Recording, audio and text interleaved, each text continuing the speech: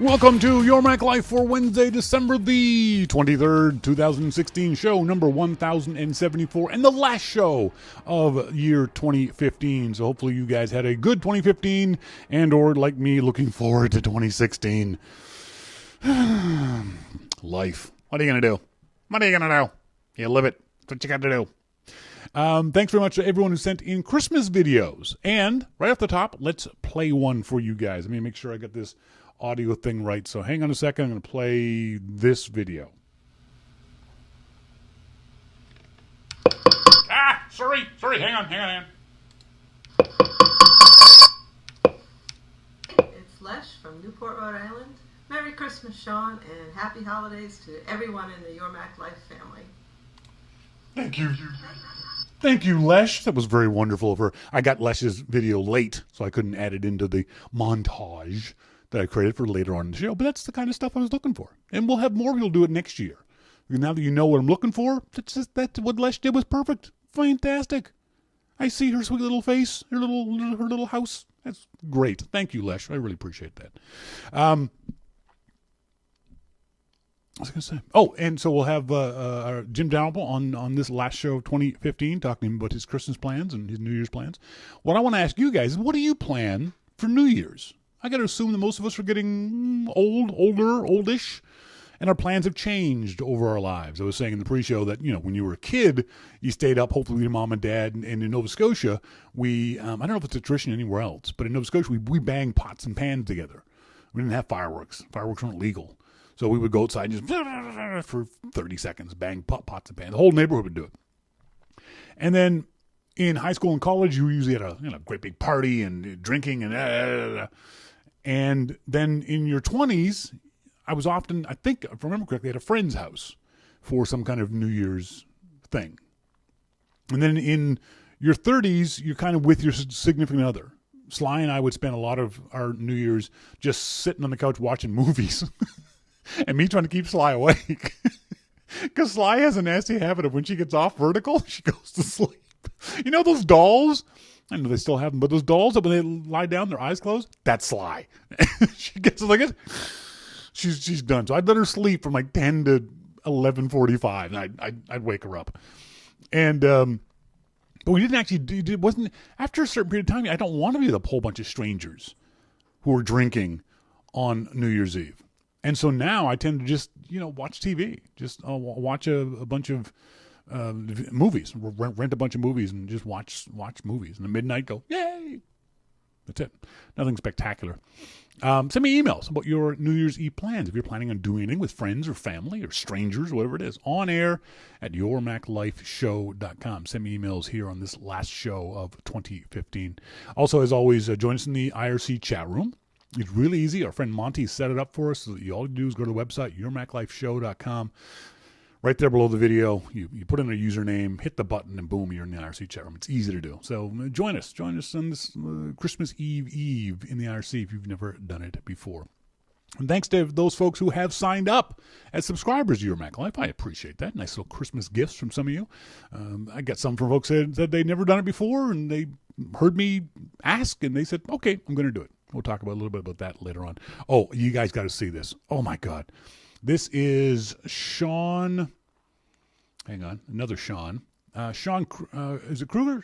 Shawn Kruger sent me his family's Christmas postcard. Now, you all got to get ready for this because this is going to be the sweetest thing. You see, your teeth may fall out because of this shot. That is Shawn, his lovely wife, Shawnee, which is an interesting name. His daughters, let me get the daughters' names right because you got to say them properly. Natalie is 8 years old, and Annalise is 4 years old, and the doggy's name is, I think the doggy's name is Corey. Hang on, let me check to make sure. Roxy. Roxy is the dog's name. Isn't that the cutest family? Oh my God, Shawn, you just, and then he's got pictures of the girls being silly. Look how pretty they are. You poor bastard. 10 years, you're screwed. You're just absolutely screwed. Such cute little girl, Shawn. Congratulations. You've got a beautiful, beautiful family. And I hope you guys all have a wonderful Christmas and New Year's. It's got to be great to be able to celebrate Christmas with kids. Because Christmas depends on your viewpoint, but it's either a spiritual thing or it's a thing for kids and for the young at heart. And as we get older, we get more jaded. I know I've been a ball humbug for many, many years over Christmas. And it's hard to get into the Christmas spirit a lot of times.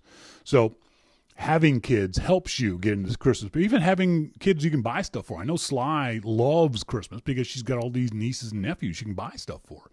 Buys all this cool stuff for her nieces and nephews. And she's got a great range of nieces and nephews, too. She's got older ones that are in their early 20s, and then all the way down to, not toddlers, but I think probably 7 or 8 by now is the youngest in Sly's family. So she's has a lot of fun. Also, but the other thing is you also stress out a lot, too. Though there's that balance that you got to figure out. So, but it's got to be fun to do stuff for and with kids at Christmas time. Mosquito says, it's a tiny bit tough growing up a non-observant Jew in a Christmassy world. You want to belong to something big, but only to a certain extent. I think that depends on your viewpoint of Christmas, Mo, and obviously you can correct me if I'm wrong, but Christmas doesn't have to be a religious occasion or event, does it? Or is all of the things that we associate with Christmas so ingrained into it that unless you're not Christian, but unless you're that side of the religious scale, you can't get involved? I've known Jews. Someone sent me an email, if I can't find it real quick, about the fact that how many, gotta find it. Where is it? How many of our Christmas carols? Is Dan Parks? No. Scott Randall, also Jewish. Scott is in the Long Island Macintosh user group. And he sent me an email about how many of the Jews who wrote Christmas songs. It's amazing how many of our favorite Christmas songs and carols and that kind of stuff were written by Jews, which is really kind of interesting. Let's see if I can't. There's got to be a list here somewhere of the Winter Wonderland, Chestnuts Roasting on an Open Fire, written by Jews. Have Yourself a Merry Little Christmas, a great song. I love that one. Santa Claus is Coming to Town. Let It Snow, Let It Snow, Let It Snow. White Christmas, probably the most famous Christmas song ever by Bing Crosby, was written by Irving Berlin, who was a famous songwriter. Jingle Bell Rock, which we should throw away. Just don't do Jingle Bell Rock. Rudolph the Red-Nosed Reindeer, Little Drummer Boy, another one of my favorites. Silver Bells, another beautiful one, depending on who's singing it. I'll Be Home for Christmas. Frosty the Snowman. I mean, a lot of them. It's the whole range of songs. Brian Monroe says Festivus is what I think would be good for us YMLers to celebrate. I don't disagree. I don't agree with that. I think if you have the right attitude about Christmas, that Christmas, to me, Christmas is, and if you have a different viewpoint of this, please let me know. Christmas can be a spiritual occasion for a lot of people. There's nothing wrong with that. To me, it's more secular, but it's also more humanistic from the point of view of this is the time to believe in and to encourage goodwill towards all man, no matter their beliefs or your beliefs. This is the time where we should be sitting around thinking and doing good things for each other, not just for fellow Christians, not just for Jews, but Muslims and Buddhists and Taoists and whoever it is. This is the time of year to start thinking of the idea of let's move forward in the new year with a better appreciation of all of us, of our differences and our similarities. And we have a lot more similarities than we have differences. And our differences are kind of interesting at times if you have the right viewpoint. A lot of people are afraid of differences. I find them fascinating. I find the ceremonies that we have on different. I'm a big fan of pomp and circumstance, but just to the pomp and circumstance. Like I love Roman Catholic masses. I will watch the Pope's Christmas Mass. I am the farthest thing in the world from Roman Catholic. I couldn't care about it, but the pomp of it fascinates me. Not the religious aspect of it, but the ceremonial aspect of it. My Jewish friends know that I've quizzed them often about Jewish traditions and what this means and why they do this and that kind of stuff. Yeah, pagan roots. Yeah, people forget that Christmas has pagan roots. It's become a Christian holiday, but the vast majority of things that we celebrate are pagan. Christmas trees. Even the date is all wrong. We all know that Jesus wasn't born the 25th of December. It's just a number, a date that someone plucked out of the air. It's a completely made up date. So don't take it seriously. But in my mind, I take seriously the idea of, what can we do? I love the stories you hear this time of year of, it was just last week, someone told the story, happens every year, that somebody went into a Walmart and paid everyone's layaway, $130,000, paid off everyone's layaway. And that strikes a chord for me because when I was a kid, that's how my mom Christmas shopped. She'd start putting stuff on layaway in August. I'm putting 10, 20, 30 bucks a paycheck down at our local Kmart or our local Zellers to be able to buy stuff for Christmas. There's a story here yesterday that a local auto repair shop had their loaner car. It was a 1991 Sundance with like 180,000 kilometers on it. It's not a junker. They took good care of it, but it's an old car.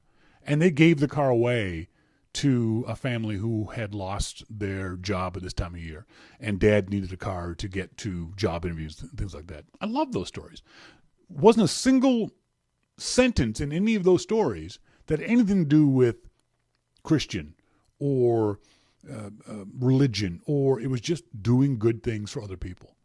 And it's easy to do. The next time, here's an easy thing to do. Next time you're at Tim Hortons or next time you're at Starbucks or a coffee shop, just pay for the drink for the person behind you. Just tell the barista, I'm getting theirs. And the person behind you go, Merry Christmas, Happy New Year. I'm buying theirs. Now, if the person behind you orders like a quad shot, venti, mocha, preppa, wicca, then tell them to go screw themselves.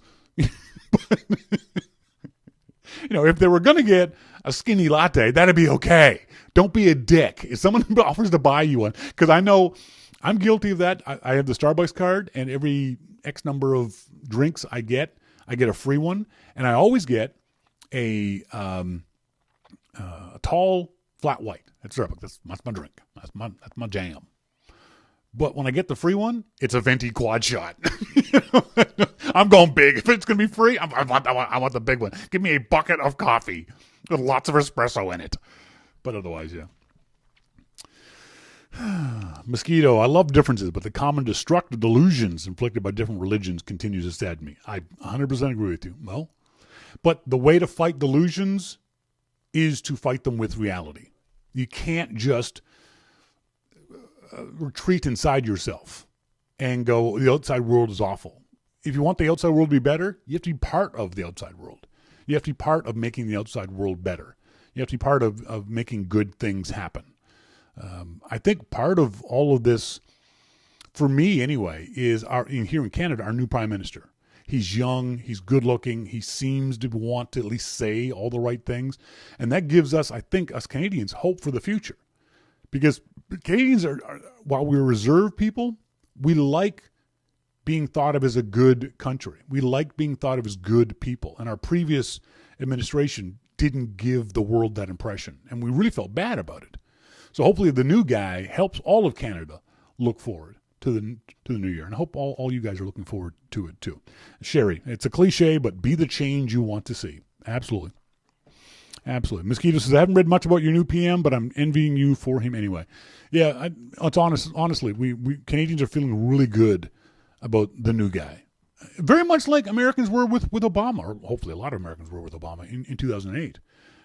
And Obama has done a good job. Not a great job, but he's done a good job. And we're hoping that Trudeau takes a lesson of Obama and makes them his own. And I think he's got an easier time of it here too, because Trudeau won't have the kind of government that he's fighting against, because our Canadian-American systems are different. Whatever Trudeau wants to get done, in general, he'll be able to get done. Unlike Obama, who had to fight Republicans because of our Canadian political system, Trudeau doesn't have that fight. So whatever he wants done, generally he's going to get done. That helps us a lot too. Again, send me an email on air, Your Mac Life Show. Let me know what you're going to be doing for New Year's or Christmas. What did you buy yourself for Christmas? Was there something special you got yourself for Christmas? I got myself I got myself horse riding underwear.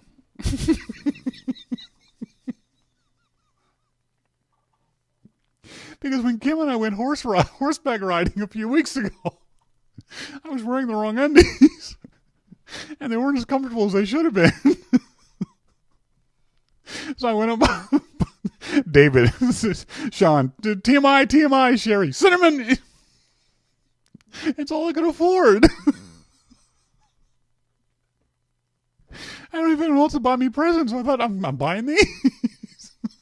I don't know why I shared that with you guys. What have you bought yourself for Christmas? Have you bought yourself anything special for Christmas? Oh, Lord. Oh, I can't believe I do this sometimes. I'm so sorry. When we come back, we'll be talking to our good friend Jim Dalrymple of The Loop at loopinsight.com. This is your Mac Life.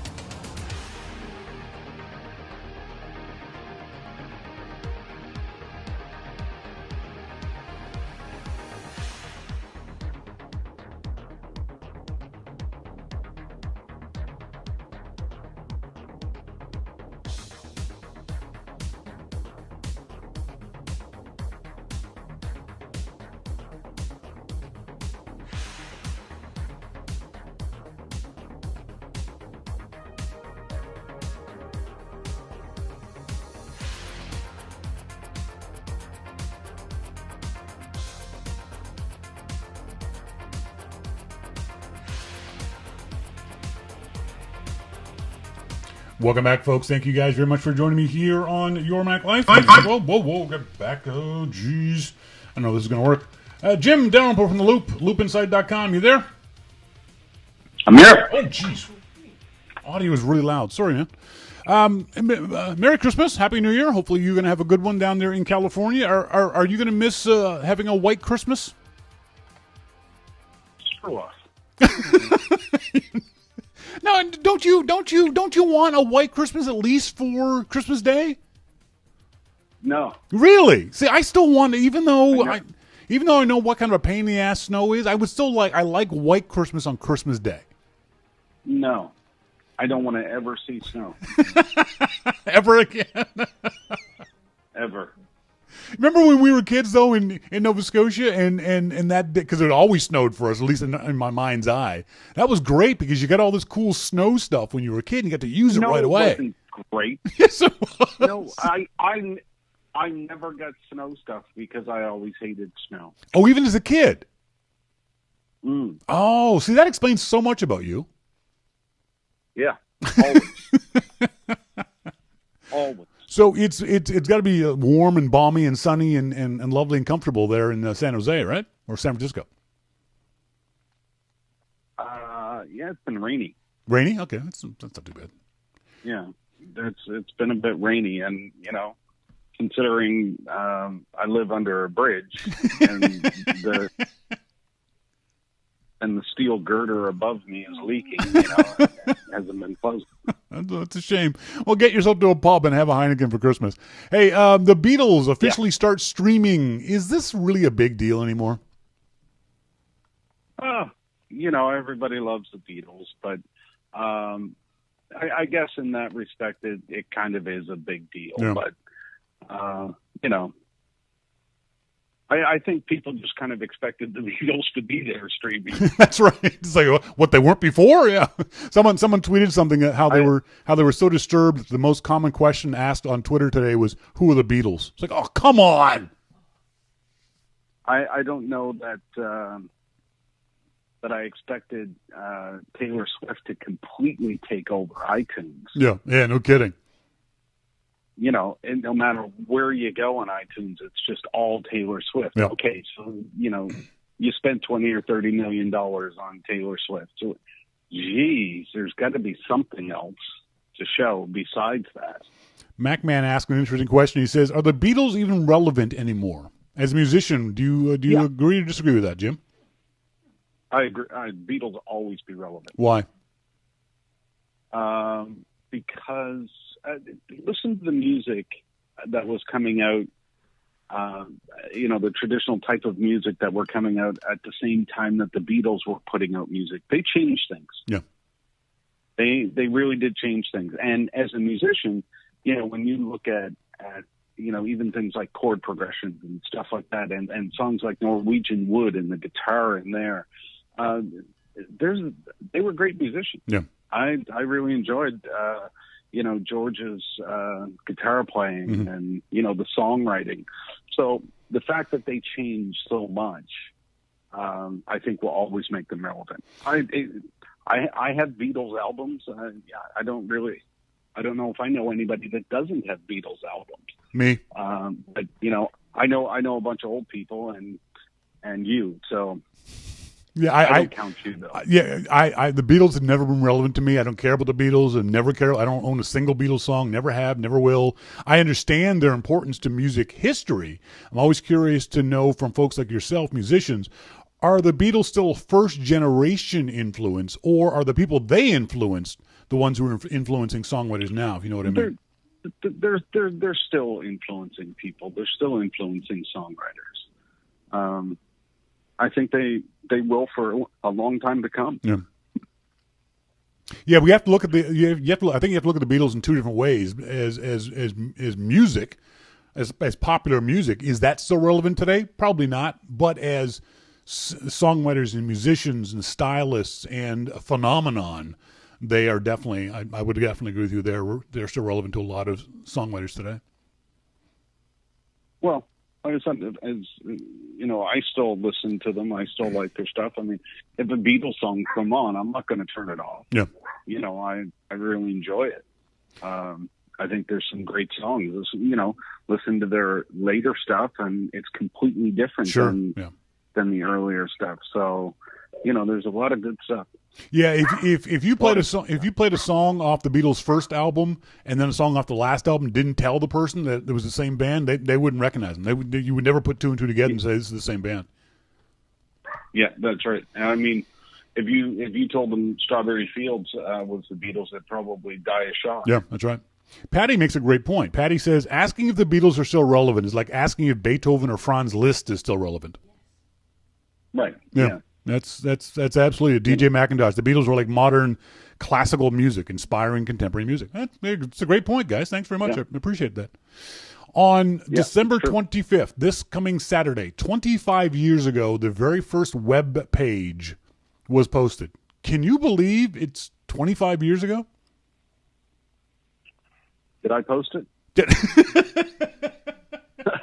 Were you using the internet 25 years ago? No, probably 22 or 23 years ago I was. I remember I was using it. I was yeah. working for a company and was doing research using the old internet search tools, the Veronicas and the Archies and the Gophers, and you young folks don't even know what the hell I'm talking about. But I remember that stuff. And when the first, they think you're talking about comic books. exactly. Oh yeah, exactly. And I remember the first web page, and the first web pages were just text. They were just hyperlinked text to articles in different, because we were an engineering firm. There's a lot of engineering stuff that people were putting online, and there was links to engineering documents that you would just read the document as if it was. And for the most part, we printed stuff off. You'd go to a page of information and just hit Command P and print it all off. So a lot of the early internet pages were stuff you printed off and handed out to the engineers. And when the first web browsers came along that allowed me to hyperlink and do this kind of stuff, I thought, this is kind of cool. This is kind of magical. But I don't remember thinking this was going to change the world the way it has. Yeah. Yeah, I think, maybe 25 years ago, no, but it's incredible where it's come. Yeah. Because I think we knew, when maybe 22 years ago when we were starting businesses and stuff, that we had an inkling that things were going to change. Yeah. And, it was interesting that a lot of the people, because I worked at a newspaper at the time, they said, oh, no, that'll never work. I was thinking, it could work, this World Wide Web thing. I think for me, I saw the advantage of it from an information dissemination point of view. This was great that I could read engineering documents from some guy in London. Whereas before, you had to wait for those engineering documents to come out in paper form, and they weren't searchable. So I would get all these manuals and magazines and papers, and I'd have to go through them without an engineering guy. I didn't know what the hell I was looking for key words that I would then highlight for the engineers and hand them out to them. Whereas this format, I could do a search on the page. But it's really funny how you talk about porn.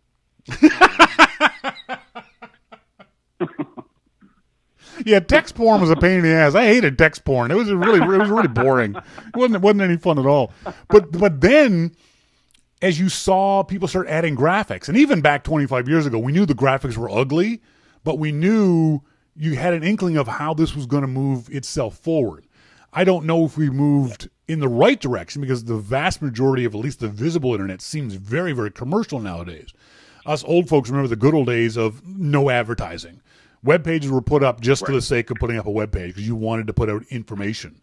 Now we're fighting this whole marketing advertising thing with ad blockers and flash blockers, and then they're fighting us with pop-ups, and it's not nearly as, I know this sounds stupid, innocent as it was 25, 20 years ago, but I think it's certainly better. Well, there were different priorities then, because then even in the early days of what we now know was the internet, really, it was about information. Yeah. And,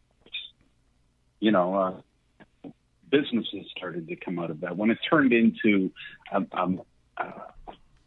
tool that consumers could use, Merlin Mann and I were talking about that today, talking about Mosaic and Netscape, and when the first web browsers came out instead of Usenet and things like that. I mean, that was a pretty significant change when you would go from newsread to web browsing. Yeah.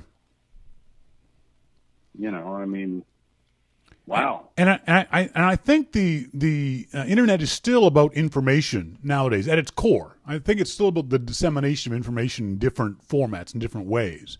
And I think it's a good thing that we've moved forward after these 25 years. There's just times when you're like, oh man, the good old days. But the advantages we have now compared to then, the people I know now because of the internet, if nothing else, I appreciate the internet for what it has done for my life. It's made this show possible. It's made yours and mine friendship possible. It's made my ability to travel possible. It's done a lot of things for me that I wouldn't have been able to do, that I didn't dream of doing 25 years ago. Right. Yeah. There's a story this past week. Apple challenges British government's plan to weaken encryption. This, I think, is the strongest indication Apple has come out with of them wanting to fight government intervention in this idea of backdoor encryption. Tim Cook had a great line when he said, "A key under the mat for the good guys will be found by the bad guys too." The problem is, well, it's not. Go ahead. It's not that they're a strong message from Apple about encryption. It's a strong message from Apple trying to fight stupidity. Yes. Yeah. You know, I mean, it's what the governments are trying to do will not work. Yes, exactly. Yeah. So, you know, Tim's thing is perfect. You know, the key under the mat. Yep. If there's, and I've said before, you know, if there's a brick wall, you're not getting in. Yeah. If you put a door in the brick wall, somebody is going to find it. And it may not be the people you want to find. Yes, exactly. Exactly. That's exactly it. And I think that's what these government officials don't seem to get. The problem is that because the British government runs on a parliamentary system, that when the government proposes a law, it's going to become a law unless they change it somewhere along the way. So unless Apple and other companies and the people of the UK fight against this is going to be a law. That begs the question, what's Apple going to do? Is Apple going to stop selling iOS and macOS 10 devices in the UK? I think it's a real possibility. I would. I mean, that's just me, but so Apple has a choice. Yep. Open up your phones to being, you know, broken into, or stop selling the devices. Yep. If they open up the phones to be broken into only in the UK, then what's to stop somebody from getting a phone in the US? Yeah, that's right. And bringing it over there. Yep. I mean, you know, the British government can't force Apple to open up their phones around the world. Mm-hmm. So if somebody takes a phone from the U.S. and goes over to the UK, I mean, you can say that, their phone bill is going to be high. It's a terrorist organization. They don't care about high phone bills. Yeah, no shit. Yeah. You know, I mean, that's irrelevant. So if this is the kind of stuff that the British government is not thinking about, then they have to start. Yeah. I mean, you can't force a company to open up their encryption around the world because somebody may come into the country with it. If that's the case, you're going to have to block everybody from coming in with an iPhone. Yeah, exactly. Yeah. You know, the scope of what the government is proposing is just not plausible. Yeah. Yeah. There's too many things that can happen and go wrong. And if that's the case, why can't an organization just hire a developer to make their own encrypted app? Yeah. That, you know, Apple could very well allow you in, but this app won't. I mean, the possibilities are almost endless. I think the problem comes from the idea that these government officials aren't versed in this kind of stuff, and they're not listening to security experts. I don't know of a single reputable security expert who says this is a possibility, let alone a good idea. Every security expert that I've read has says, no, this is the dumbest thing in the world because it cannot work the way these average people, and that's what the government officials are, average people think it's going to work. The average person thinks that, oh yeah, well, why can't you do this? To them, it sounds easy and makes common sense. They're not average people. They're stupid old white people. I was given the benefit of the doubt, but I don't disagree with you. That's right. It's a bunch of dumb old white guys. Yeah, that's all it is. and they don't understand. Yep. And they think that by all they want, hey, look, we don't want anything major. We just want a key. Just give us a key to the back door, Yep. and we'll leave you alone. That's right. Well, that's not how it works. And, if they pass the law, then that will show how pathetic and stupid the government is.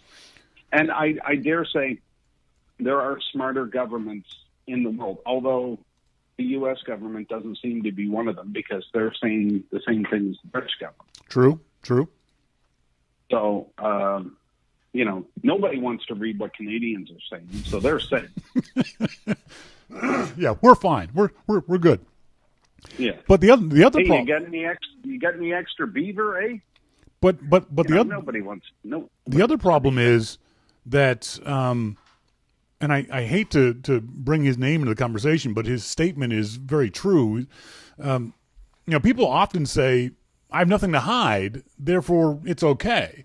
Edward Snowden tweeted yesterday, arguing that you don't care about the right to privacy because you have nothing to hide is no different than saying you don't care about free speech because you have nothing to say. I think that's absolutely true. You even if you don't believe that you have anything to hide, you've still got to fight for freedom, for privacy, for everyone's privacy, not just your privacy. If you don't care about your privacy, that's fine. But you've got to care about everyone's privacy. There was another guy who tweeted, Amir Talal, really interesting idea that some of the greatest steps forward in human history were only made possible by people who were able to hide information from our government. For example, if the church had access to Galileo's research journals and notes, we could be hundreds of years behind in our scientific growth. If the government had unlimited access to the networks of civil dissident if the government had unlimited access to the network of civil dissidents, blacks may never have fought off Jim Crow. If King George had perfect information about America, America would never have become a country. There is no government on earth that is perfect, and therefore there is no government on earth that can act responsibly with unlimited access to data. Yeah, I think that's it. You can't trust your government with your private information. That's just the bottom line. They've shown many times in the past to abuse that private information. We can't trust the government with the budget. Yeah, they go and spend it on golden shovels and beer. Well, you're okay with the beer part. I mean, geez, really? Hey, go ahead. I understand their want, and I understand their need. I just don't. I don't think that they. My problem is not that I don't want them to have access to it. My problem is once they open the door, everybody has access to it. Yep. That's right. my problem. And my bigger problem is that they don't understand that. Yep. Let's move on to this rumor that Apple is going to be including the Lightning port as a high-res audio port in 2016. First of all, can you explain to me what a high-res audio port is? You got me. Well, I thought you were an audio guy. You'd be the perfect person to ask this question of. Well, Nobody's nobody's explained to me what a high-res audio port is. I don't know. We've heard the rumor that Apple's going to be getting rid of the headphone port in favor of, I guess, attaching your headphones either via Bluetooth or directly to the Lightning port. Do you think that's a good idea, getting rid of the audio port? Well, I mean, was it a good idea to get rid of the floppy disk? Yes. Not at the time, but yes, it was. So if you can do more high-fidelity audio through the Lightning port because it's a better connector, I'm all for it. Go for it. Do it. If that's how they're going to make it happen, then that's progress and goody. I'm looking forward to that. I just hope that now here's the thing with Bluetooth. I haven't heard a set of Bluetooth headphones that sound good. Agreed. Yep. I think Bluetooth headphones are more about convenience than audio quality. Right. And I want quality. Yeah. I think people talk. people talk to me about headphones, and I use Future Sonics headphones because they're the best quality. Yeah. They are absolutely the best. And, you know, they say, oh, well, it doesn't have a mic thing on it. I don't care. Yeah. I want music audio quality. That's it. I think that I don't agree with your analogy of the floppy drive and the audio port, only because the floppy drive at the time it came out, it had already been superseded by CDs, by burning CDs. So nothing better or simpler has come out. Not for a lot of people. It wasn't. No, not for a lot, but it was obvious. Not for a lot of people. It was obvious that was a good feature to go to. I don't see a lightning port, a headphone portless iPhone as being a good thing. Those headphone ports are fantastic because it means I can use any pair of headphones I buy, no matter whether they're $10 Sony ones or $500 Future Sonics. They all fit in every device I use. You're looking at it the wrong way. All right. You're looking at it the wrong way. Let's assume that there's an adapter and you can still use any port that you want. You're going to get the same crappy sound that you get now. So let's say that companies like Apple are going to make, you know, a really high fidelity set of headphones that can capture CD quality audio from Apple Music if it plays. And then other companies, other high end companies come out with their headphones like Future Sonics with that same port, and you get that high quality sound. I'm all for that. Yeah. And you have an adapter so you can listen to your crappy headphones too. So where's the loss? It's only positive. I think this would be a good thing that you can talk to your Future Sonic friends and see if they agree with you. If there's a possibility, and I don't even know if it's possible. This is just a rumor we're talking about. I don't know. I assume you can pass audio through the Lightning port.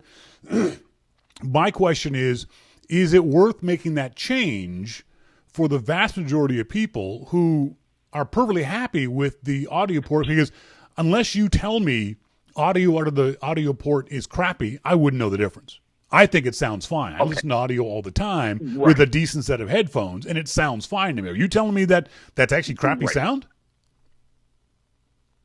Yes. Really? Okay. And most of the headphones out there are crappy too. I agree with you on that. So if the headphones are crappy and the sound is crappy, and you can improve on that, why wouldn't Apple want to do that? Yeah.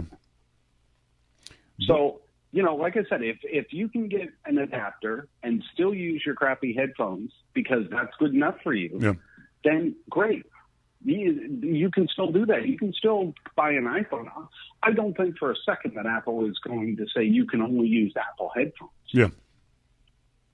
They would be able to pass the audio through the adapter and into a regular set of headphones.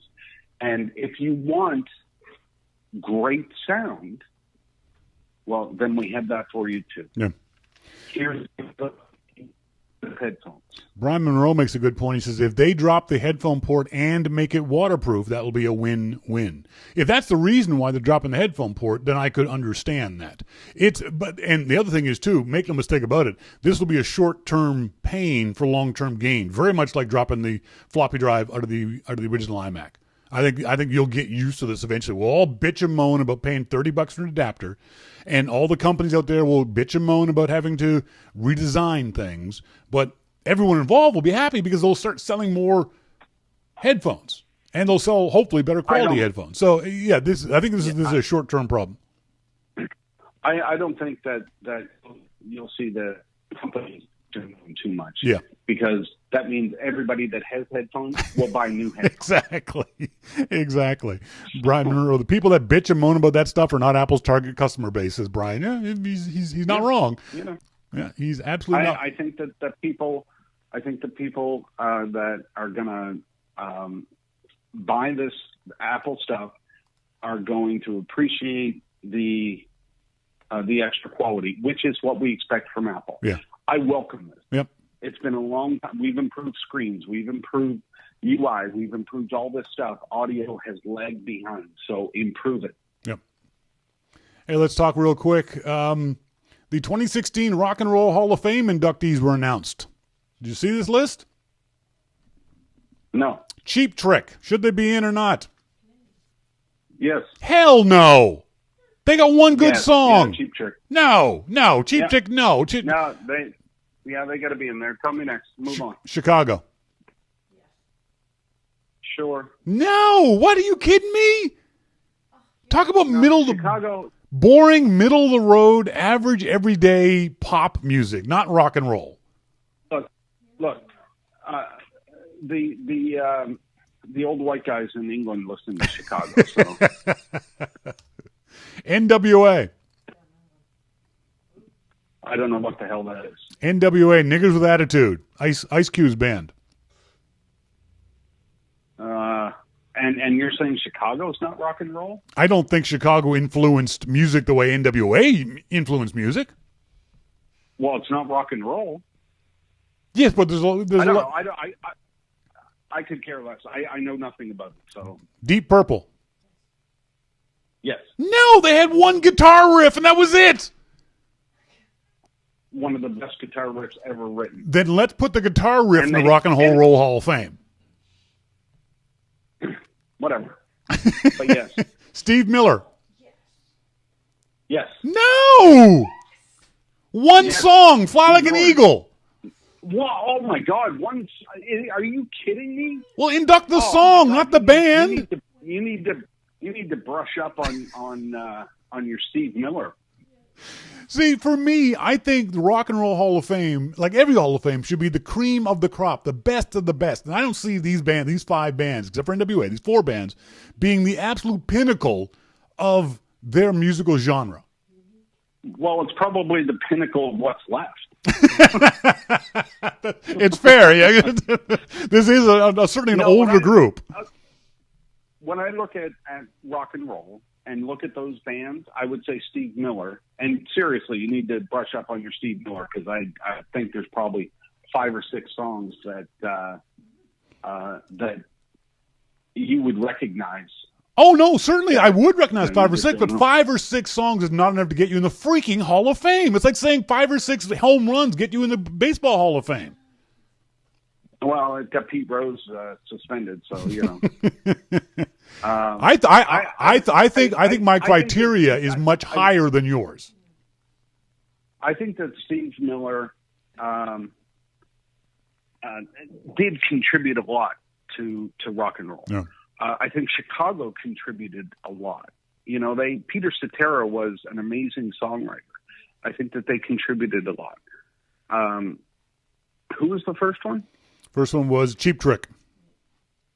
Okay, I was going to say, I'm going to have to say no, because I can't even remember who they are. Cheap Trick, you know, when it comes to rock and roll, I mean, they did contribute. So are they Led Zeppelin? No. And if there was a choice where you could pick one and it was Led Zeppelin and anyone else, I'd pick Zeppelin. Yeah, exactly. You know, so, but if those are the choices, yeah.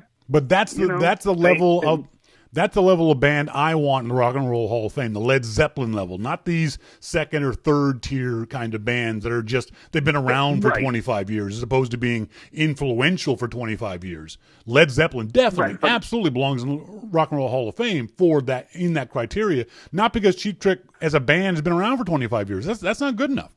But okay, but the difference here is that the Rock and Roll Hall of Fame, this is an event, and every year they induct members, and that's the problem. If you could come out and say, okay, this year we're going to induct 2 bands, and here they are, and we not induct anybody else for 5 years. Sure, but that's not what they do. They have to come out, and didn't they put Diana Ross in or something? I mean, you don't think Diana Ross should be in the Hall of Fame? Oh, in a Hall of Fame. But that's not rock and roll. Yeah, that's where you're going with it. I think that's part of the problem is that they've named it the Rock and Roll Hall of Fame. They shouldn't. It should be called the Music Hall of Fame. That would make more sense and solve some of these arguments. Yes, and I think that the Rock and Roll Hall of Fame has turned into the Music Hall Yes, of Fame. agreed. And in that case, Diana Ross deserves to be there. And, people like Aretha Franklin deserve to be Sure. there. Yeah. And Louis Armstrong. Yep. And, all of these people deserve to be there because of their contribution Yeah. to music. So I have no issue with the bands that you listed today. I don't know NWA. I'm sure that they're very sweet people.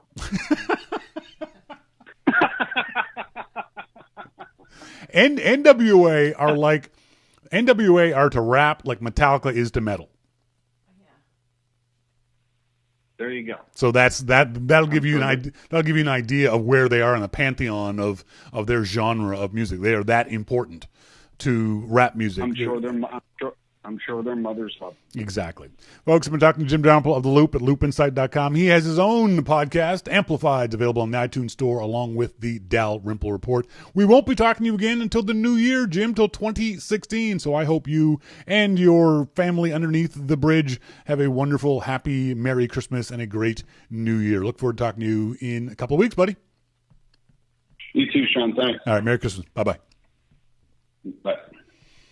Yeah, I think that for me, the criteria has to be much, much higher for I wanted to mention it to Jim, but I didn't. He was talking about how they, every year they have to elect somebody. Things like the Baseball Hall of Fame, there have been years where they haven't elected a member, people who were eligible. I think it was 2 or 3 years ago.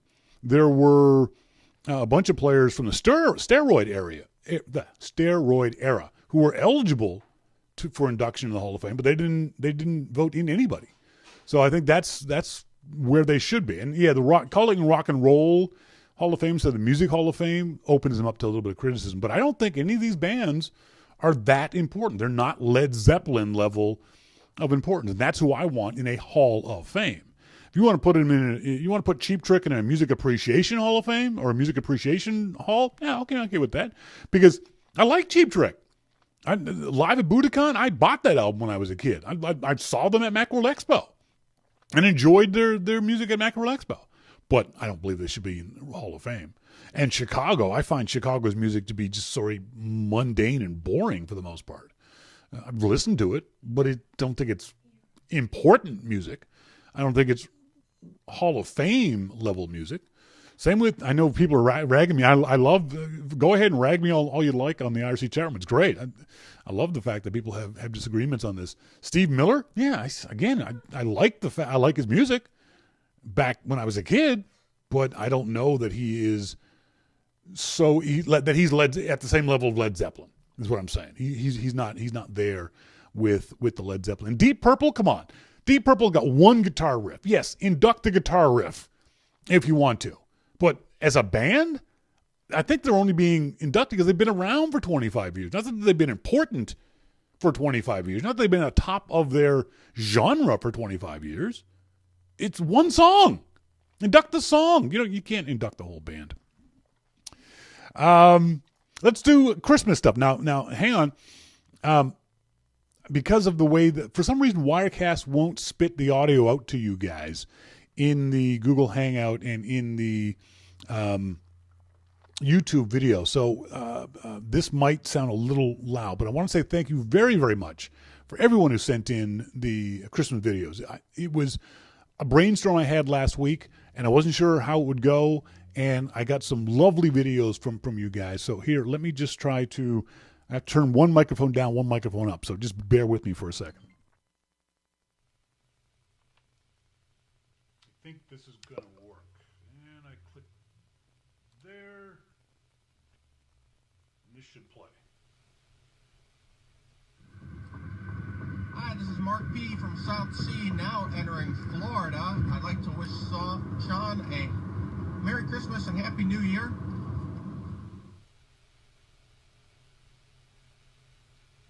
Merry Christmas from Gromit and Kim to everyone at YML.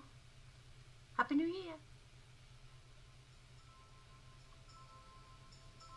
Hi, Shawn. It's Monty Freeman from Atlanta, Georgia, wishing you and all of the Your Mac Life family a Merry Christmas and a Happy New Year.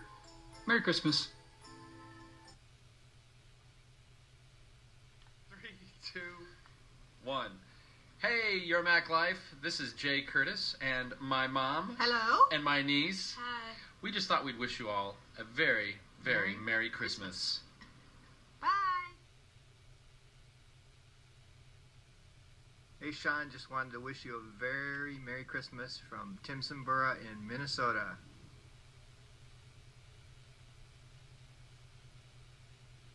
Shawn and the YML crew. Joe Bastillos in cloudy Florida at the Kennedy Space Center. Wishing you guys a great holiday season and 2016. Enjoy.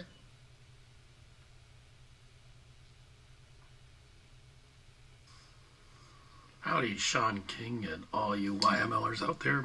Merry Christmas. This is Dave Dykestall from Rochester, Minnesota, where it's supposed to be snow and we have no snow, and it's supposed to be cold, but it's not cold.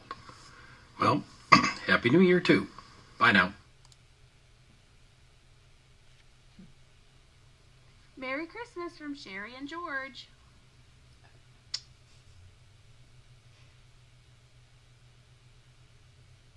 Hey Shawn, it's Michael Curtis from the UK.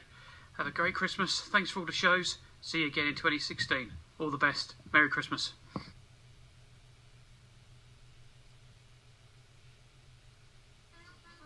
Happy Solstice from the House of Mosquito to Shawn and everybody at YML. I hope you all have a safe and pleasant holiday, free of complication.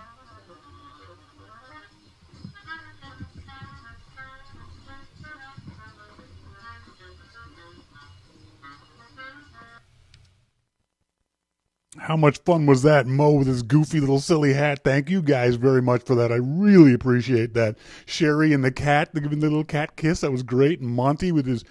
and Monty put music on his and text at the end of it.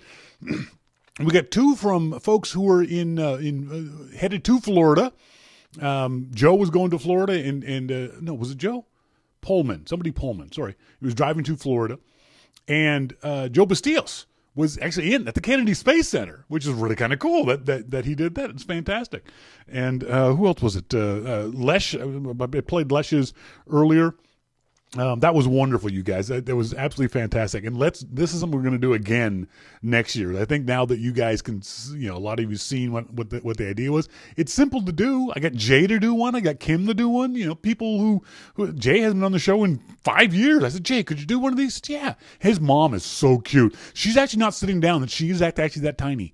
His mom's like 5 feet tall and still threatens to smack me whenever I mouthed off to her. She was wonderful. I love her.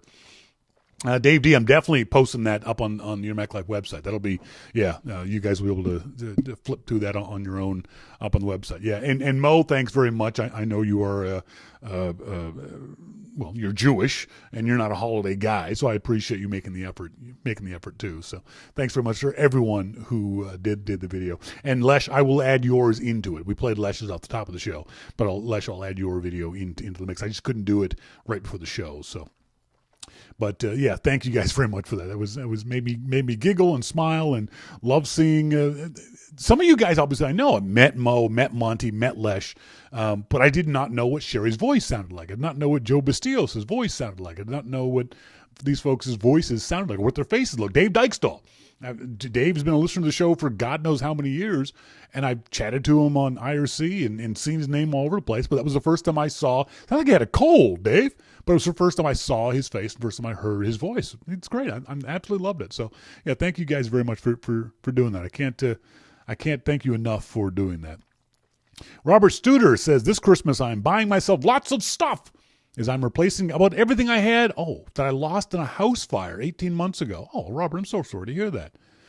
My new house is finally nearing completion, and I need new furniture, sheets, towels, plates, silverware, even pots and pans. Oh, my goodness. Very exciting for me, but very stressful at the same time. Yeah, this is a tough time of year to be doing that. But good news is, Bob, sales. You'll be able to buy everything on sale. Merry Christmas, Bob.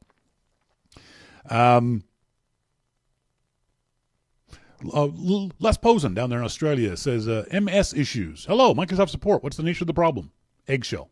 Eggshell? Yes. Oh, hello again, Mr. Connery. Spreadsheet issues? The hell, Les? What does that mean? I have no idea what Les is talking about. Gee, sometimes he's random. There's no freaking clue what he's babbling about. Les, have you been drinking? And if you are, share it with the rest of the crowd. You know, whack job. Sherry says, since Louis didn't make it into my video, I thought I'd send along his holiday picture. All right, let me see if I can't get this up on the on the video feed, Sherry. Come on. Save attachment, download folder. And open up my download folder, and there's Louis. Oh, come on. All right, there we go. And then Louis, make sure I got the audio in for Louis.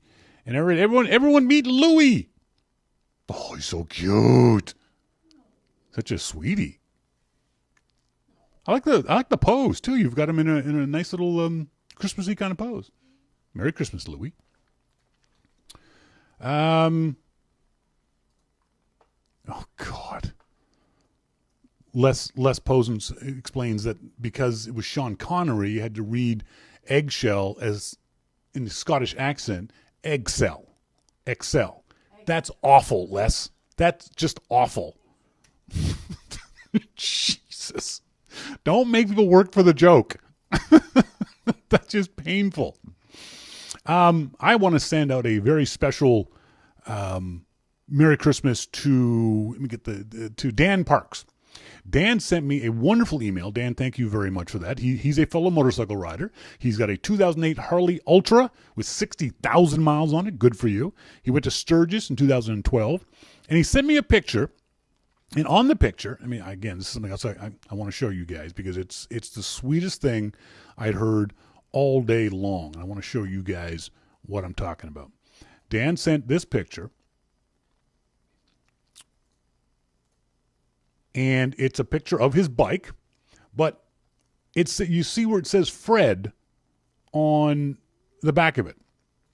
Well, it turns out, he says, by the way, you'll notice the word Fred on the side of the bike. That is a tube containing the remains of my best friend, a basset hound named Fred, who I had to put down a few months earlier. He was too big to ride with me alive, but always rides with me now.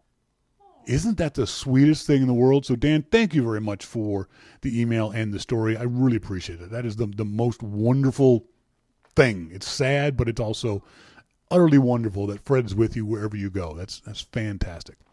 Folks, that's it. I wanted to make this a short show. I want to say thank you very much to everyone who's tuned in 2015. A big special thank you, obviously, to your subscribers, the folks who pay money because I like you the best. We know that. That's fairly obvious, isn't it? No, I thank everyone for listening to the show, for the literally over the last year, the thousands of emails I've gotten from you guys, good, bad, indifferent. To the folks I've pissed off in the past year, my apologies. I'll try not to piss you off in 2016, but that's the resolution I'm not going to be able to keep. We all know that.